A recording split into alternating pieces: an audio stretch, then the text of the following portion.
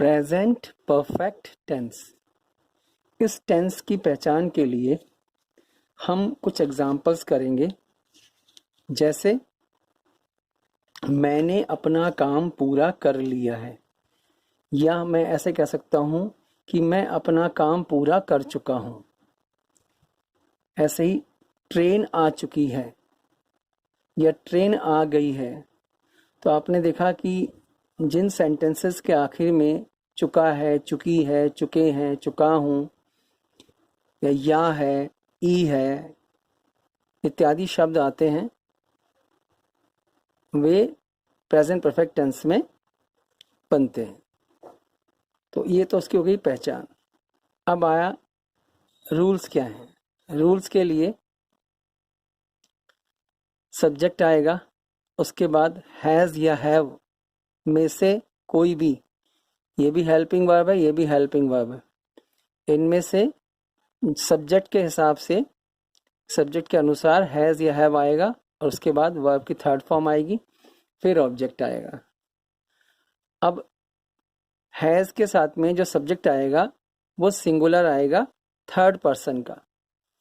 तो third person का singular जैसे ही है, शी है, इट है, कोई नाम है, लिविंग थिंग का है या नॉन लिविंग थिंग का है। और हैव के लिए जो सब्जेक्ट आएगा फर्स्ट पर्सन आई और वी, सेकंड पर्सन यू, और थर्ड पर्सन का प्लूरल यानी बहुवचन जैसे दे या कोई भी बहुवचन। तो रूल्स क्लियर हो गए। अब क्या क्या कंडीशंस हैं, किस किस कंडीशंस में प्रेजेंट परफेक्ट टेंस आता है वो करते हैं। तो जो काम हाल ही में या अभी अभी पूरा हुआ है, इन इस तरह के सेंटेंसेस जिनके अंदर काम हाल ही में या अभी अभी पूरा हुआ है, वो सेंटेंसेस भी प्रेजेंट परफेक्ट टेंस के अंदर आते हैं। जैसे I have completed my work, मैंने अपना काम पूरा कर लिया है। सब्जेक्ट आ गया, हेल्पिंग वर्ब आ गई, थर्ड फॉर्म आ गई और ये ऑब्जेक्ट आ गया। The train has arrived, train आ चुकी है। ही हैज जस्ट कम, वह अभी अभी आया है। कम की थर्ड फॉर्म भी कम होगी, कम केम कम। अब आई दूसरी कंडीशन, जब कोई काम पास्ट में शुरू होकर और पास्ट में ही खत्म हो जाता है, लेकिन उसका जो असर है वो प्रेजेंट में भी रहता है। या हम कहें कि जब पास्ट के काम या घटना को प्रेजेंट से जोड़ देते हैं, लेकिन उसमें समय नहीं शो करते, टाइम को शो नहीं करते, तो ऐसे सेंटेंसेस प्रेजेंट परफेक्ट टेंस के अंदर आते हैं।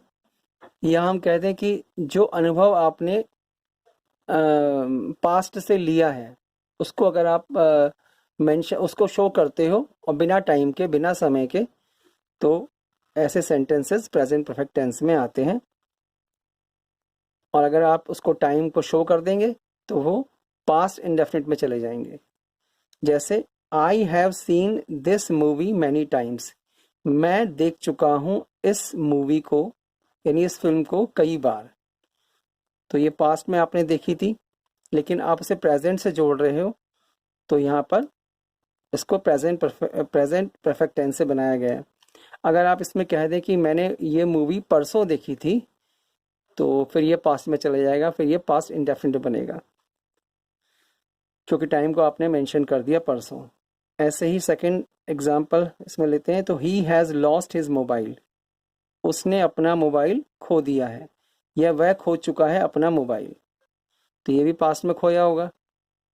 ऐसे ही they have passed 12th class, उन्होंने 12वीं क्लास पास कर ली है या वे 12वीं क्लास पास कर चुके हैं, तो पास्ट में की होगी, तो इसमें टाइम को मेंशन नहीं किया, इसलिए ये प्रेजेंट परफेक्ट टेंस में बने।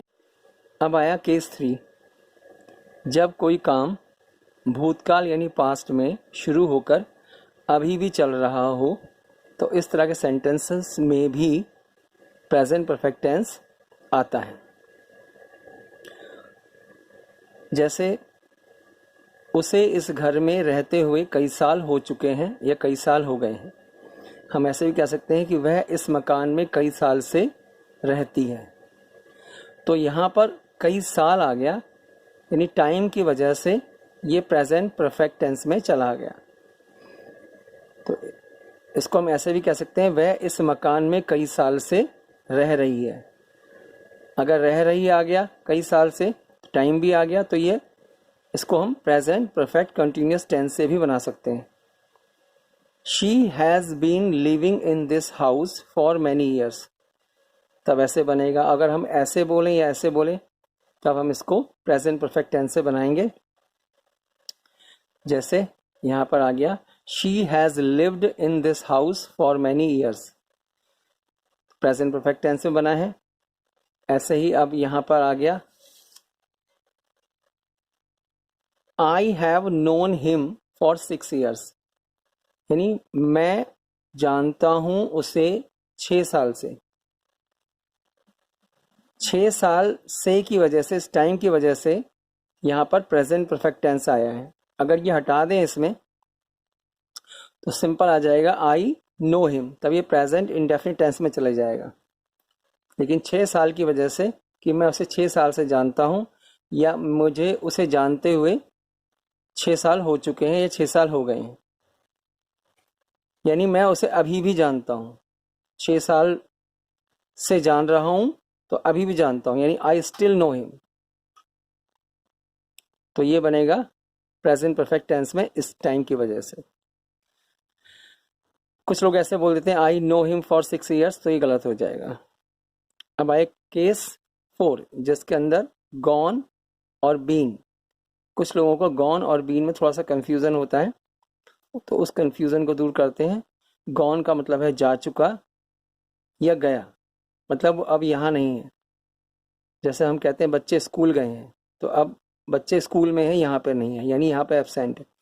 और बीन का मतलब है रह चुका, रह चुके, यानी कहीं पे किसी जगह पर कोई कुछ समय के लिए कभी रहा हो, तो उसके लिए बीन आएगा। तो जैसे यहाँ पे आ गया, he has gone to America, इसका मतलब है कि वह अमेरिका गया है, यानी अमेरिका जा चुका है, यानी अब वह अमेरिका में है, अब वो यहाँ नहीं है। और he has been to America, इसका मतलब वह अमेरिका में रह चुका है, यानी वह अब अमेरिका में नहीं है। अब हम करेंगे प्रेजेंट परफेक्ट टेंस का एक सेंटेंस लेकर के उसके जो अलग अलग काइंड्स हैं वो करेंगे। यहाँ पर सब्जेक्ट लेंगे और सब्जेक्ट के बाद यहाँ पे हेल्पिंग वर्ब जो है वो हैव के रूप में होगा, उसके बाद वर्ब की थर्ड फॉर्म और फिर ऑब्जेक्ट। सब्जेक्ट क्योंकि हैव है तो सब्जेक्ट यहाँ प्लूरल आएगा, बहुवचन, और आई, यानी आई के साथ भी हैव आएगा और प्लूरल के साथ भी आएगा, बहुवचन के साथ में। तो यहाँ सेंटेंस लिया है कि अफर्मेटिव सेंटेंस, यानी सीधा sentence. You have eaten all the apples, तुमने सारे सेब खा लिए हैं, या तुम सारे सेब खा चुके हो। ईटन की जगह टेकन भी ले सकते हैं और हैड भी ले सकते हैं। तो you have taken all the apples, you have had all the apples, ये तीनों थर्ड फॉर्म है। अब इसका नेगेटिव बनाएंगे, तो नेगेटिव के लिए हम हेल्पिंग वर्ब के बाद नॉट लगा देंगे। तो you have not eaten all the apples, और हैव नॉट को हम शॉर्ट में करेंगे तो हैवंट हो जाएगा। You haven't eaten all the apples, यानी तुमने सारे सेब नहीं खाए हैं। अब इंट्रोगेटिव बनाते हैं, यानी प्रश्नात्मक। तो 2 तरीके के होते हैं, क्या से शुरू होने वाले और कब, क्यों, कहाँ, कैसे, WH फैमिली से शुरू होने वाले। तो यहाँ पे हम पहले क्या से शुरू होने वाला करेंगे, क्या तुमने सारे सेब खा लिए हैं। तो क्या की इंग्लिश कोई अलग से नहीं है, जो हैव यहाँ पे लगा हुआ था हेल्पिंग वर्ब, उसको हम आगे ले गए, तो उसका मतलब क्या भी हो गया। तो have you eaten all the apples, have you eaten all the apples, यानी तुमने सारे, क्या तुमने सारे एप्पल्स खा लिए हैं, यानी क्या तुमने सारे सेब खा लिए हैं। ऐसे ही इसका अब इंट्रोगेटिव नेगेटिव बनाएंगे, तो सब्जेक्ट के बाद नॉट लगा देंगे, यानी यहाँ पे नॉट लग जाएगा। तो have you not eaten all the apples, क्या तुमने सारे सेब नहीं खाए हैं, और नॉट को आगे ले लेंगे तो हैवंट आ जाएगा। तो haven't you eaten all the apples, दोनों का मतलब एक ही है। अब आ गया WH फैमिली वाला, कब, क्यों, कहाँ, कैसे। तो हमने यहाँ पे क्यों लगाया है, तो क्यों हमने इसके आगे लगा दिया। पहले हैव आगे आया था, क्या के लिए, अब इसके आगे WH फैमिली का आ जाएगा और ऐसे ही इसके आगे लगा देंगे। तो why have you eaten all the apples, तुमने सारे सेब क्यों खाए हैं। अब इसका नेगेटिव बनाएंगे तो सब्जेक्ट के बाद नॉट लग जाएगा, तो why have you not eaten all the apples, और इसको अगर हम नॉट को आगे ले लें तो हैवंट हो जाएगा, why haven't you eaten all the apples, यानी तुमने सारे सेब क्यों नहीं खाए हैं। अब हम प्रेजेंट परफेक्ट टेंस का दूसरा रूप करेंगे जो हैज़ वाला है, हेल्पिंग वर्ब हैज़ के साथ में। तो यहाँ पे सब्जेक्ट जो आएगा वो सिंगुलर आएगा, आई नहीं आएगा, सिंगुलर आएगा थर्ड पर्सन का, जैसे ही है, शी है, इट है, या कोई नाम है लिविंग थिंग या नॉन लिविंग थिंग में, और उसके बाद वर्ब की थर्ड फॉर्म, और उसके बाद object, subject plus has plus verb की थर्ड फॉर्म प्लस ऑब्जेक्ट। तो जैसे यहाँ सेंटेंस है वह आ गया है या वह आ चुका है, तो he has come, subject has आ गया और थर्ड फॉर्म आ गई, ऑब्जेक्ट आप लगा सकते हो, और वह नहीं आया है तो नॉट लग जाएगा, ही हैज़ नॉट कम या ही हैज़ेंट, हैज़ नॉट को शॉर्ट में हैज़ेंट, तो ही हैज़ेंट कम।